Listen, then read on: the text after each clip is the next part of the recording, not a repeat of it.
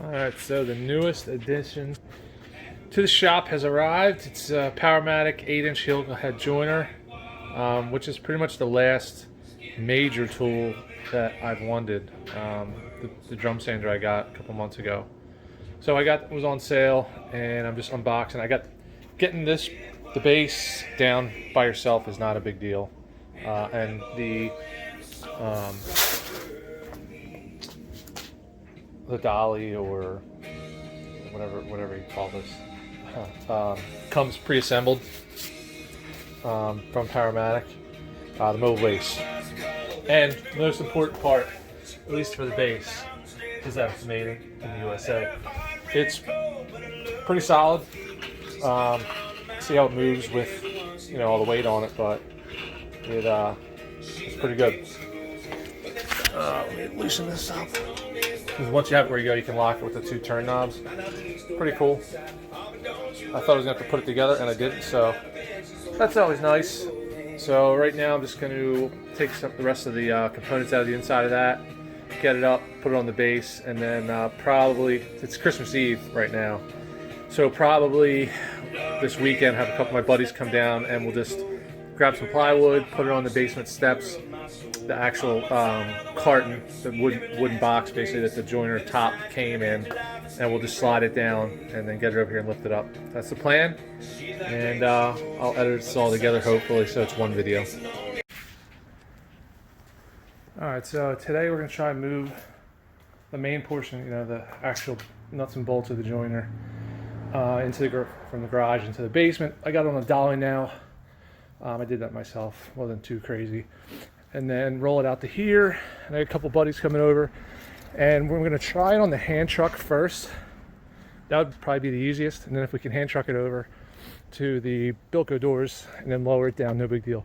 Second is get a couple pieces of plywood and just roll the dolly on the plywood. When it gets to the end, flip another piece and just keep leapfrogging over until we get around. I did this before with my table saw, but it was easier obviously on the hand truck because it was not in a crate. So I have my anchor system, piece of webbing and some pickets, grabbed from the firehouse. Then I got an anchor strap and just basically a lowering device with some 1/2-inch rope going down into the basement on a basically just a ramp out of scrap plywood. There's a piece of wood underneath so I could screw them together. We'll see how it goes. It's pretty steep. I'm hoping to replace this when I do it, make the opening a little bit bigger, and then that way the steps won't be as steep. And also we're going to build the basically like an elevator pit, kind of look like, with cinder blocks, and then just put stringers on each side, or metal stair cleats, I forget what the terminology is, so we can just slide the steps. We can just slide the steps in, and then if I want to lower something down, I can take it all out, and I'll have something up top like a hoist, and I can just pick stuff vertically up and down. That's my plan. So we'll see how it goes.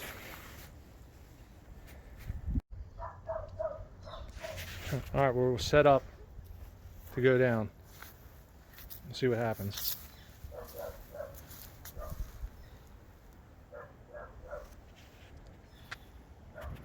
So now what? Now you can be the videographer.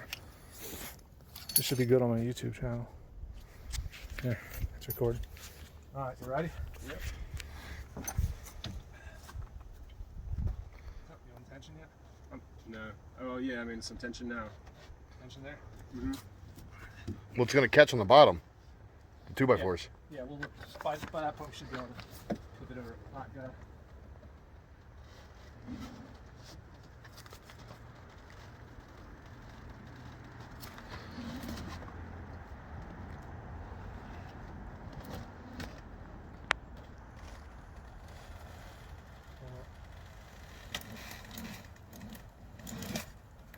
That'll probably break off.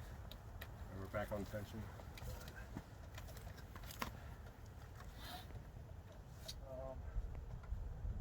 Got a little more, see if we can get it to pivot down all the way to the steps. Okay, you're free. Am I on weight? Do you have tension on there or no?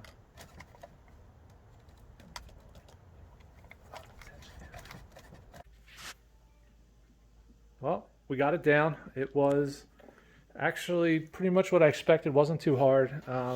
Three of us lifted it up on here, but you could have easily done it with two. And if I rigged something up, I probably could have lifted it with one if I just used a couple pulleys off of the ceiling joist. So far, to mount it, there's a bolt there that you reach in up from the back, and those bolts go down. And then there's one bolt here that goes up from the bottom. Don't put the dust chute on first because you have to take it off to get it, which I already did. It looks like it's a pretty good shape. Paint job, I mean, for knowing what Powermatic is, there's some spots where I can tell the paint's not great.